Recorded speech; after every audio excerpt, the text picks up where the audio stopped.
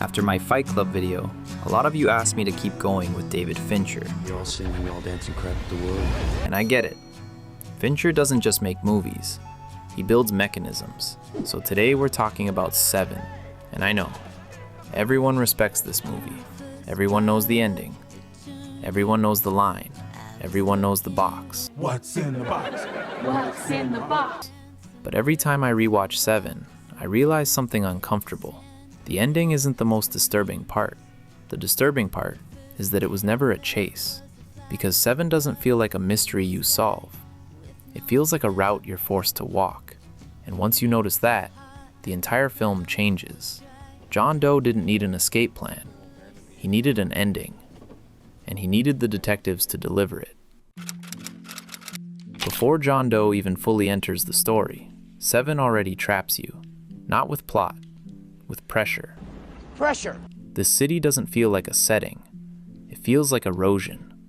Like something that slowly wears you down. It's raining all the time. Not cinematic rain. Not romantic rain. The kind that makes everything look permanently stained. Like nothing ever dries. What's a game? Like nothing ever resets. And that matters. Because thrillers usually run on momentum. On the hope that if the detectives move fast enough, they can stop what's coming. Se7en removes that hope almost immediately. Even when they're doing their job correctly, it feels like they're late. Like the case isn't unfolding, it's closing in. And you see that pressure in the smallest moments. Attention! Watch Mills around Somerset. He lowers his voice. He adjusts his posture. He chooses his words carefully.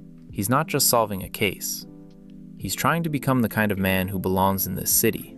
And that's exactly what the film is about to punish. Because the crimes in Se7en don't feel like puzzles. They feel like declarations. The detectives don't discover events.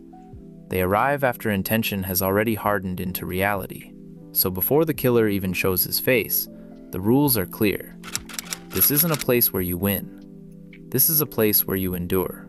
And that's exactly the kind of world a killer like John Doe needs. If you want the cleanest proof that John Doe never planned to escape, it's not the box, it's the chase. Because this is the moment where Se7en pretends to become a normal thriller.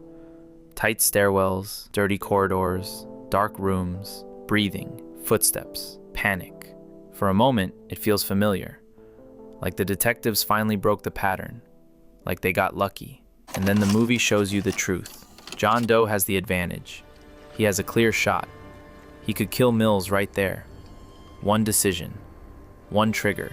And if survival was the goal, he would. But he doesn't. He lets him live. That's the first crack in the illusion. Because from that moment on, the case stops feeling like an investigation. It starts feeling like choreography. Mills isn't a threat. He's a requirement. Then the movie does something even stranger. John Doe walks into the police station and turns himself in. No big surprise.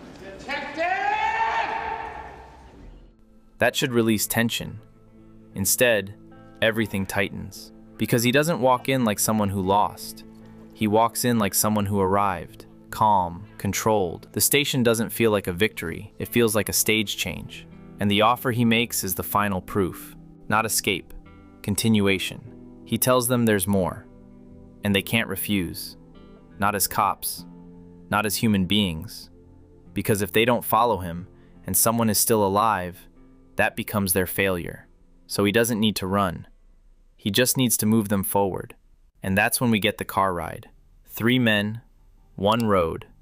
Silence thick enough to feel physical. No chaos, no chase, just silence. John Doe isn't nervous. He's relaxed. Because this isn't the beginning of the end. It's the end arriving exactly on schedule. And the detectives are driving him there.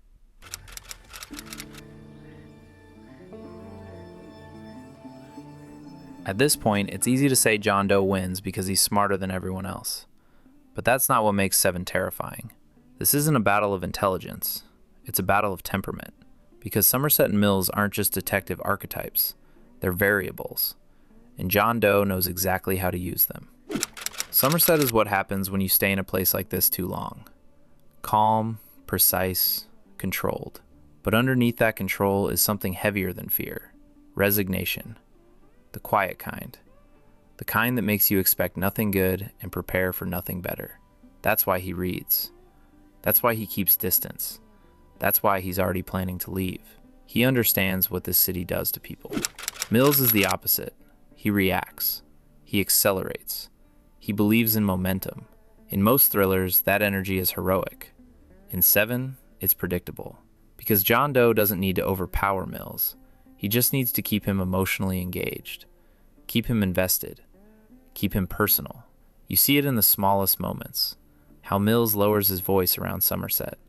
How he tries to sound older, more composed, more in control. He isn't just solving a case. He's performing competence. And that performance is fragile. Then the movie introduces something quiet and devastating. Tracy. Not in a dramatic speech, not in a big emotional scene, just a conversation.